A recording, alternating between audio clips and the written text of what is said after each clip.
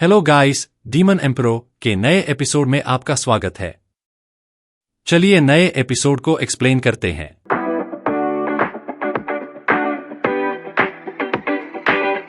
Venerable she की soul कब्रिस्तान से डरकर इनर हॉल में भाग गई। वेनरेबल शी की सोल उनके शरीर में वापस आने के बाद उनके मुंह से खून बहने लगा, जिसे देखकर सभी लोग चौंक गए और पूछा कि क्या हुआ। वेनरेबल शी ने डर से कांपते हुए कहा, वहाँ हाई वेनरेबल था। यह सुनकर हर कोई हैरान रह गया।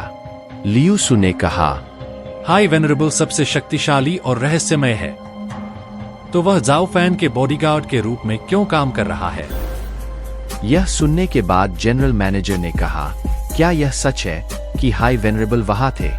मैं गलत नहीं हो सकता। इससे कोई फर्क नहीं पड़ता कि सेक्ट के चारों ओर कितना रहस्यमय हाई वेनरेबल सोल है। अधिकांश केवल उसके सोल रूप को देखते हैं, लेकिन वह सोल और पावर बिना किसी संदेह के हाई वेनरेबल की है। यह सुनकर जनरल मैनेजर ने कहा, तब हाई वेनरेबल को सब कुछ पता है। मैं नहीं कह सकता।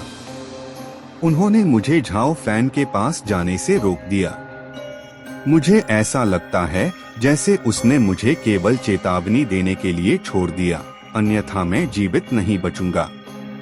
तुम में से कोई भी उस लड़के को नहीं छुएगा। मास्टर, तो हम उस लड़के को नहीं मार सकते?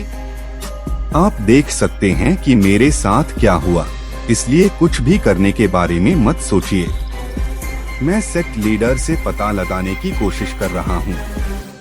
वह कौन है और क्यों हाई वेनरेबल उस पर इतना फिक्सेटेड है।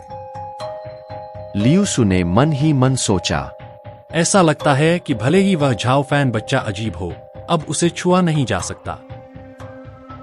अगले दिन लुई सु ने वेनरेबल शी के पास जाकर पूछा, मास्टर, सेक्ट लीडर ने क्या कहा? कुई लैंग और यूलिंग को सेक्ट लीडर द्वारा इनर सेक्ट में लौटने की अनुमति दी गई थी। क्या?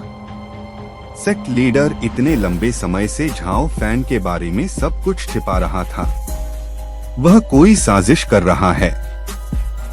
लियू जू, आप सभी परेशानियों से दूर रहें, खासतौर पर झाओ फैन से। 3 महीने बाद इनर सेक्ट कंपटीशन तक प्रतीक्षा करें। 3 महीने बाद सेक्ट लीडर ने आगे कंपटीशन स्टेज को देखा। उसी समय वेनरेबल शी ने आकर कहा, हाय वेनरेबल, आज प्रतियोगिता देखने नहीं आएंगे? सेक्ट लीडर ने मन ही मन सोचा कि यदि हाई वेनरेबल यहाँ आए तो क्या आप यहाँ रह सकते हैं? उन्होंने कहा, हाई वेनरेबल को शांति पसंद है। तब जनरल मैनेजर ने संप्रदाय नेता से कहा, हम बहुत स्वार्थी हूँ, हमें किसी की परवाह नहीं है। तब सेक्ट लीडर सोचने लगे, केवल झाओ फैन की योजना ही इन दोनों को बाहर कर सकती है। इसके बाद उन्होंने इनर सेक्ट कंपटीशन शुरू की। दूसरी ओर 3 spiritual body inner sect competition देखने आए और आपस में चर्चा करने लगे कि इनर सेक्ट कंपटीशन कितनी बोरिंग है।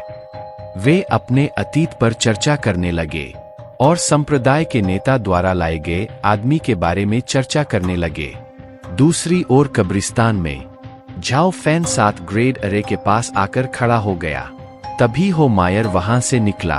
तब झाओ फैन ने कहा, देर हो रही है।